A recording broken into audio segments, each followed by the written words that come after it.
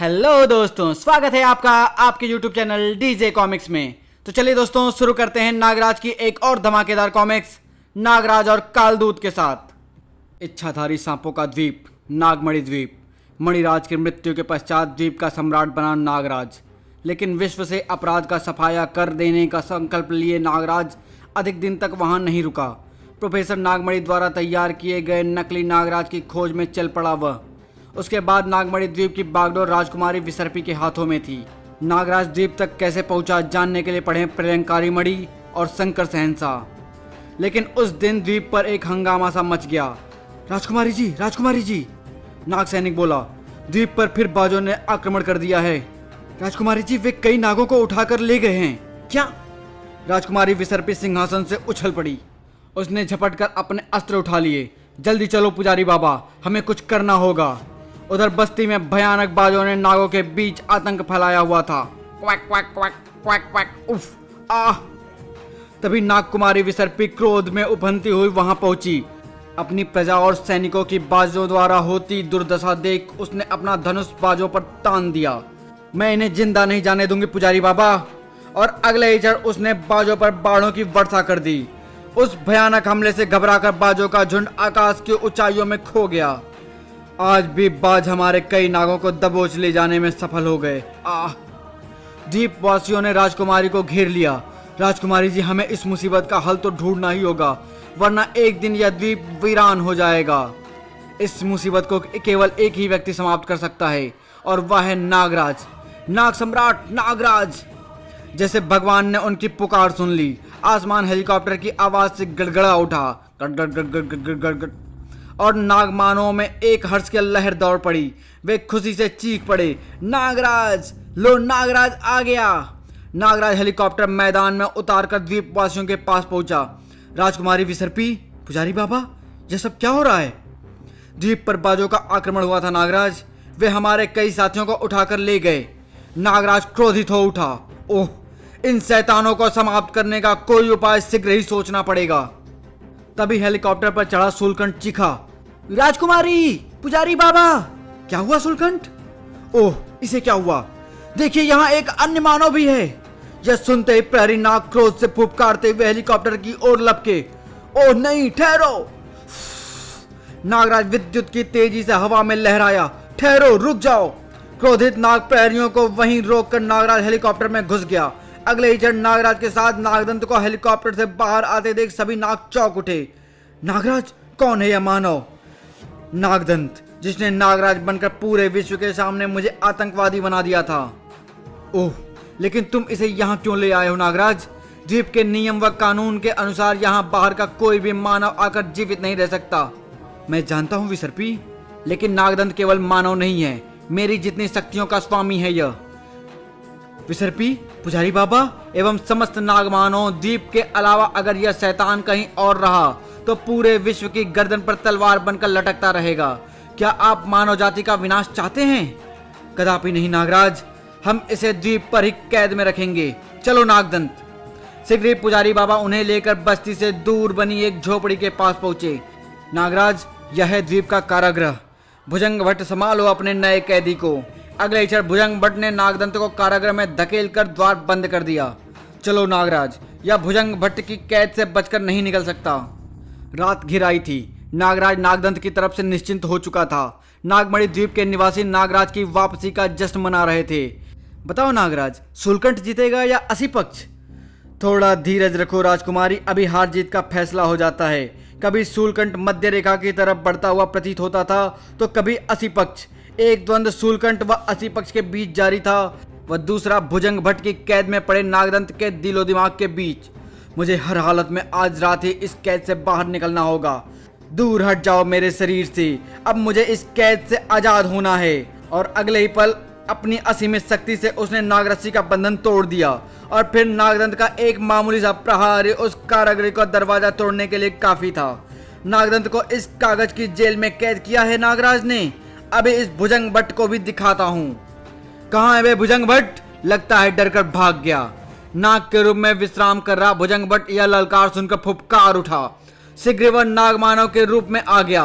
सावधान नागदंत, मैं तुम्हें कैद से भागने नहीं दूंगा। और अगले ही क्षण भुजंग भट्ट की पूंछ की फौलादी टक्कर नागदंत की छाती पर पड़ी। फिर भुजंग भट्ट ने नागदंत को संभलने का अवसर न दिया। अब तुम्हारी हार निश्चित है नागदंत। भुजंग भट्ट के इस दाव में फंसे नागदंत को अपनी जान निकलती सी प्रतीत हुई। तभी नागदंत ने एक अमोघ शस्त्र का प्रयोग किया, जहरीली फुंकार, जो एक हाथी को भी मौत की नींद सुला देने के लिए सक्षम था। उफ, यह क्या क्या शैतान, मुझे कुछ दिखाई नहीं दे रहा है। भुजंग भट्ट लड़खड़ा गया और उधर लड़खड़ा गया असीपक्ष। इधर शैतान नागद्वीप ने भला उठा लिया था। अब तुम्हें तुम्हारी निश्चित हार यानी मौत से कोई नहीं बचा सकता भुजंग भट्ट। उधर शूलकंठ ने विजय श्री प्राप्त की। असीपक्ष हार गया नागराज। हाँ, शूलकंठ जीत गया। इधर घायल हुए भुजंग भट्ट को नागदंत भाले से गोदता चला गया और फिर घायल भुजंग भट्ट को तड़पता छोड़ वह भाग निकला। अंतिम सांसें गिनता हुआ भुजंग भट्ट नाग रूप में आकर रेंगता हुआ नगाड़े पर चढ़ गया। मुझे मरने से पहले नागदंत के भागने का समाचार नागराज तक पहुंचाना होगा। और फिर वह अपनी आखिरी सांस तक नगाड़े पर फन पटकता चला गया। डम डम डम डम डम डम डम डम डम। उधर नागराज ने शूलकंठ की विजय पर तालियां बजाई। तड़ तड़ तड़ तड़ तड़। बहुत अच्छे शूलकंठ, तुम निश्चित ही सर्वशक्तिमान हो। और तभी वातावरण नगाड़े की आवाज से थर्रा उठा। चौंक उठा नागराज। पुजारी बाबा, यह नगाड़े की आवाज कैसी है? नागराज, लगता है भुजंग भट्ट किसी विपदा में है। शीघ्र वे कारागृह तक पहुंच गए। ओह, महाबली भुजंग भट्ट तो मृत पड़ा है। हाँ, नागदंत फरार हो गया। और अगली सुबह नागमणि द्वीप पर नागदंत की खोज प्रारंभ हो गई। स्वयं नागराज भी तेजी से नागदंत को खोजता बढ़ रहा था। नागदंत को जल्दी खोजना आवश्यक है। अरे, यह गुफा कैसी है? इसमें से यह धुआं कैसा? मुझे इसमें प्रवेश करना चाहिए, किंतु यह भारी चट्टान। नागराज ने अपनी अतिशक्ति का प्रयोग किया। जरूर उस नागदंत ने ही इस चट्टान को इस गुफा का मुंह बंद कर दिया होगा। शीघ्र उसने चट्टान को हटा फेंका। वह जरूर ही अंदर छुपा होगा। आगे तो अंधेरा बढ़ता ही जा रहा है। उफ, इस मोड़ से तो रोशनी आ रही है। ओह, यह किसी भयंकर जीव के सांस लेने का स्वर लगता है। वह भयानक दृश्य देखते ही विस्मय से आंखें फैल गई नागराज की। ओह, यह कौन है? भयानक सर्प फुंकार उठा। कालदूत के गुफा में घुसकर उसकी तपस्या भंग करने की चेष्टा कैसे की दुष्ट मानव! मानव इस द्वीप पर कदम भी नहीं रख सकता और तू मेरी गुफा तक घुस गया, किंतु अब तुझे मरना होगा। लेकिन बाबा, कालदूत के तीनों मुखों से जहरीली फुंकार निकली, लेकिन नागराज अपनी जगह छोड़ चुका था। चट्टान के स्थान पर एक गड्ढा नजर आने लगा। अगर यह फुंकार मुझसे टकरा जाती तो मैं भी इस पत्थर की तरह गल जाता। फिर तो कालदूत ने फुंकारों की वर्षा कर दी, जिसके फलस्वरूप गुफा की छत से भारी भारी चट्टानें टूटकर नीचे गिरने लगीं और नागराज उन चट्टानों के बीच फंस गया। बड़ी फुर्ती दिखाकर बच रहे थे बेटा। अब बताओ कैसे बचोगे? मेरी बात तो सुनिए बाबा, मैं इस द्वीप का। तुरंत ही कालदूत ने फिर उस पर हमला किया। नागराज ने एक बड़ी चट्टान उठाई और विष के उस गोले की तरफ उछाल दी। उफ, ऐसे कब तक बच पाऊंगा मैं? नागराज जैसे बलशाली के भी आज दांतों तले पसीना आ गया। कालदूत की अगली फुंकार का सामना उसने अपनी जहरीली फुंकार से किया। आज मौत निश्चित है नागराज। दोनों के टकराने के परिणाम स्वरूप कालदूत की फुंकार ने अपना थोड़ा सा रास्ता बदल दिया, किंतु फिर भी वह नागराज के कंधे को झुलसा गई। आह, उफ! नागराज को लगातार अपनी फुंकार से बचता देख कालदूत ने उस पर अपनी बलशाली पूंछ का प्रहार किया। बहुत खेल लिया रे मानव, अब तेरी इह लीला यहीं समाप्त करता हूं। इस पूंछ के वार से अब तू नहीं बच सकता। कालदूत के तीनों हथियार उसके पूंछ के नीचे दबे नागराज की तरफ बढ़ने लगे कि तभी, ठहरिए महात्मा कालदूत, कृपा कर रुक जाइए। कौन है? नागकुमारी विसर्पी। यह नागराज है महात्मन, नागमणि द्वीप का सम्राट नागराज। क्या? एक मानव नागमणि द्वीप का सम्राट? यह विलक्षण मानव है महात्मन। सैकड़ों नाग मानवों के सम्मुख कुल देवी का आशीर्वाद मिला है इसे। विसर्पी ने नागराज के सम्राट बनने की सारी कहानी कह सुनाई। तब, ओह, अगर ऐसा है नाग सम्राट नागराज, तो हम तुमसे इस भूल की क्षमा चाहते हैं। मुझे शर्मिंदा न करें महात्मन, लेकिन मेरी एक जिज्ञासा अवश्य शांत करें महात्मन, कि आप कौन हैं और यहाँ क्या कर रहे हैं? नागराज, मैं इस द्वीप पर कदम रखने वाला पहला इच्छाधारी नाग हूँ, जिसने दुनिया भर के इच्छाधारी सांपों को अपने तपोबल से इस द्वीप पर लाकर जमा किया है। दुनिया भर के सभी सांपों से संपर्क बनाने के लिए मैं यहाँ तपस्यारत था। आज दुनिया का प्रत्येक सांप मेरी आज्ञा मानता है, लेकिन तुम्हारे चेहरे पर यह परेशानी के भाव क्यों हैं? महात्मन, एक खूंखार अपराधी नागदंत हमारी कैद से निकल भागा है।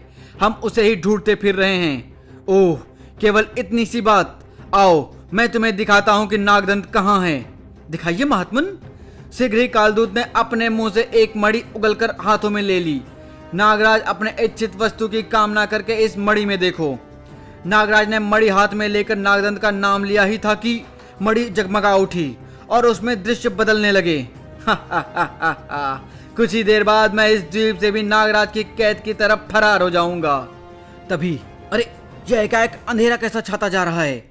और जैसे ही नागदंत ने आसमान की ओर देखा, अरे इतने विशालकाय बाज, ये तो मेरी ही तरफ आ रहे हैं। बाज तेजी से नागदंत पर झपटे, लेकिन वह जमीन पर लेटकर बच गया। शीघ्र ही खड़े होकर उसने पेड़ की मोटी सी टहनी उठा ली और ची ची ची ची ची। नागदंत बहुत बहादुरी से उनका सामना कर रहा था, किंतु तभी एक बाज पीछे से नागदंत पर झपटा और ओह महात्मन, नागदंत को तो बाज उठाकर ले गए। और फिर नागराज कालदूत से विदा लेकर गुफा से बाहर आ गया। चलो विसर्पी, हमें नागदंत को बाजों से बचाना है। महात्मा कालदूत से हम बाद में मिलेंगे। और फिर मानवता का रक्षक चल पड़ा बाजों की खोज में। अब दोनों समस्याओं का हल एक ही जगह मिलेगा और जल्द ही दोनों खुले मैदान में आ गए। अब हमें बाजों की हमले की प्रतीक्षा करनी होगी। कुछ ही देर बाद लो नागराज, जिनका तुम्हें इंतजार था वे आ गए, सांपों के दुश्मन। हाँ विसर्पी, तैयार हो जाओ, अब हमें इनके सहारे नागदंत तक पहुंचना है। शीघ्र ही दो बाज उनकी तरफ झपटे। एक बाज विसर्पी को पंजों में जकड़कर उड़ चला, जबकि दूसरे बाज को नागराज ने पकड़कर जमीन पर लिटा दिया।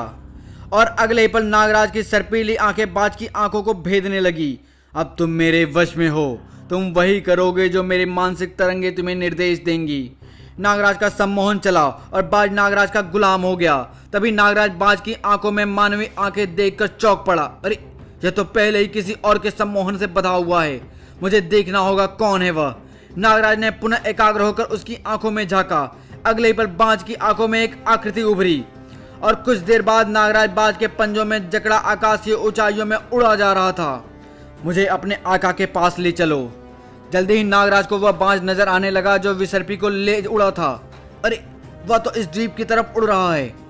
उधर वह बाज विसर्पी को लेकर टापू की धरती की तरफ बढ़ने लगा।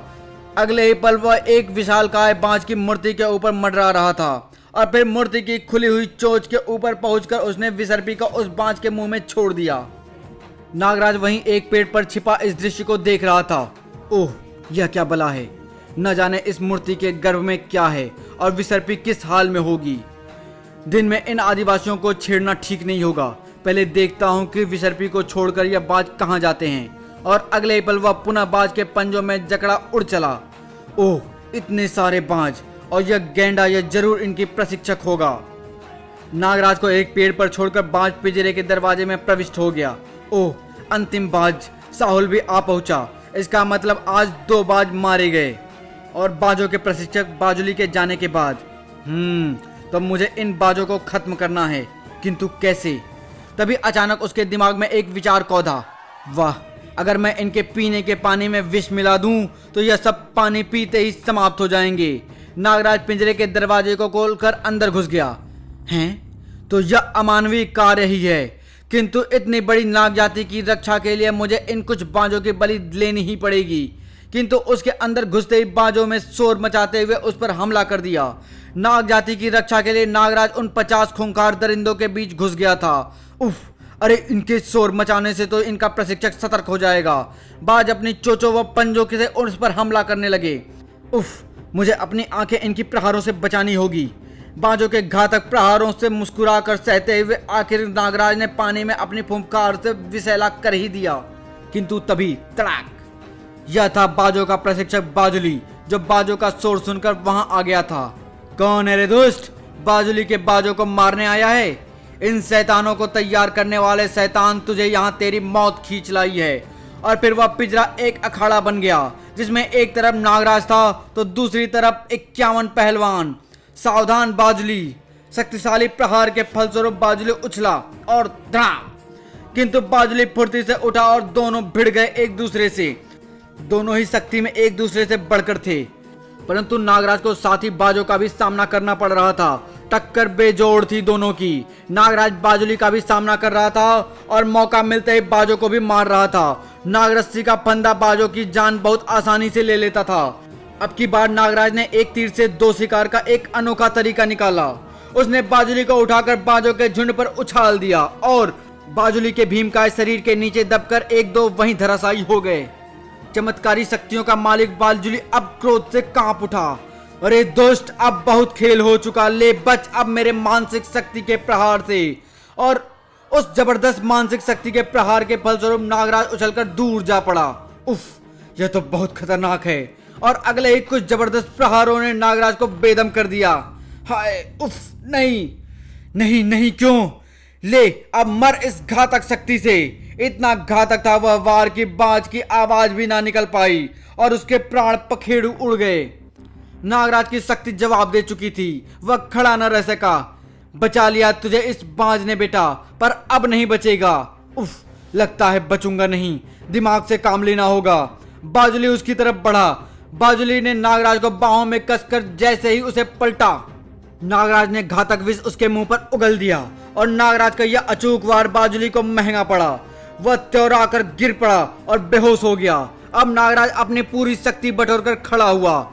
मुझे अभी और शैतानों का सामना करना है। फिर नागराज काल बनकर उन बाजों पर टूट पड़ा। नागों की मौत के दूत बाज नागराज की विषैली फुंकार का सामना न कर पाए। उफ, यह दोनों आखिरी हैं। नहीं नहीं, यह तूने क्या किया? मेरे वर्षों की मेहनत से सिखाए व पाले हुए मेरे सभी बाजों को मार दिया तूने। किंतु अब नागराज ने बाजुली को संभलने का मौका नहीं दिया। वह उछलकर बाजुली के सीने पर सवार हो गया और जब तक उसके प्राण नहीं निकल गए उसने अपने पैर नहीं हटाए। मरते वक्त यह जान ले दुष्ट कि मैं नागराज हूँ। तूने अपनी मेहनत गलत काम में लगाई, इसलिए तेरी जिंदगी के साथ वह भी व्यर्थ गई। फिर नागराज उस बेमिसाल अखाड़े में से 51 पहलवानों को मारकर विजय होकर बाहर निकल रहा था। ओह, रात घिराई है। नागराज एक दिशा में बढ़ चला। आज उसे काम भी तो बहुत थे। चलो, बाजों का संकट तो हमेशा के लिए टला, पर अब मुझे विसर्पी नागदंत व अन्य नागों को ढूंढना है। कुछ देर बाद, अरे यह तो मैं समुद्र के किनारे पहुंच गया। किंतु यह चमक कैसी? यह तो कोई जहाज है और कबीले वाले भी मसाले लिए यहाँ आने का इशारा कर रहे हैं। रॉकी, फटाफट स्टीमर उतारो और आइलैंड पर पहुंचो।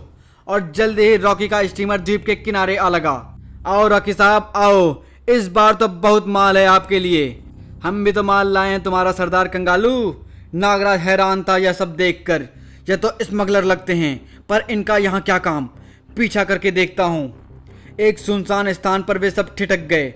रॉकी साहब, अब इस काम में बहुत मुसीबतें आ गई हैं। आपको हमारा मेहनताना बढ़ाना होगा।